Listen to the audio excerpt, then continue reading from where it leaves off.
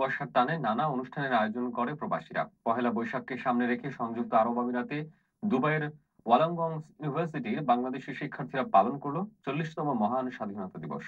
আমাদের আমিরাত প্রতিনিধি মামুরুল্লাহর পাঠানো তথ্য ছবি নিয়ে দেখুন শামীমা হাসানের ডেস্ক রিপোর্ট। দেশীয় সংস্কৃতিকে তুলে ধরতে আয়োজনে আমিরাতে পালিত হয়ে গেল 40তম স্বাধীনতা দিবস।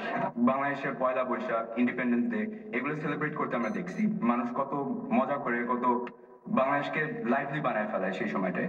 কিন্তু আমরা দুবাইতে আসার পর আমি এরকম কোনো ইভেন্ট দেখি না এখনো।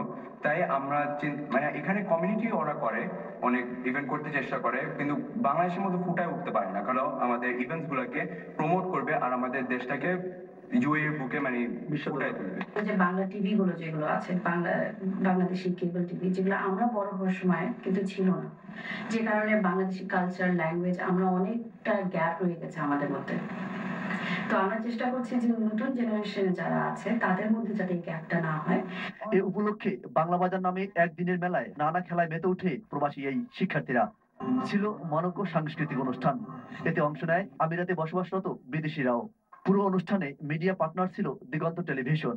এই প্রত্যাশা যে দিগন্ত টেলিভিশনের মাধ্যমে আর বাংলা এক্সপ্রেসের মাধ্যমে আমাদের ছোট আয়োজনটি পুরো বিশ্ববাসীতে ছড়িয়ে যাবে আর সবাই দেখতে পারবে আমাদের বাংলা বাজার আর বাংলাদেশের কালচারাল ভ্যালুস। বিদেশি সংস্কৃতি আজ গ্রাস করছে বাঙালি ঐতিহ্যকে, তাই তো মাতৃভূমির প্রতি ভালোবাসার টানে এই অনুষ্ঠান বিশ্বের কাছে মাথা উঁচু করে দাঁড়াবে বাংলাদেশ। প্রবাস জীবনে মাতৃভূমিকে প্রতিনিয়ত অনুভব করবে প্রবাসীরা। শামীম আহসান, দিগন্ত নিউজ ডেস্ক। স্বাধীনতার ঘোষক নিয়ে মিথ্যাচার করে মহাজোট সরকার জাতিকে বিভক্ত করছে বলে অভিযোগ করেছেন সংযুক্ত আরব আমিরাতের বিএনপি নেতারা। আমিরাতের উত্তর হিল প্রদেশ রাস আল খাইমা বিএনপির উদ্যোগে স্থানীয় একটি হোটেলে বলরুমে অনুষ্ঠিত আলোচনা সভায় বক্তারা এই অভিযোগ করেন। শহীদুল ইসলামের উপস্থাপনায় এস.এম. নাসির মাহমুদের সভাপতিত্বে এতে মোর্শেদুল আলম, সেকান্দার হোসেন, আবুল খায়ের, হাজী আবু তৈয়ব সহ অন্য নেতারা বক্তব্য রাখেন। এবার জানিয়ে দিচ্ছি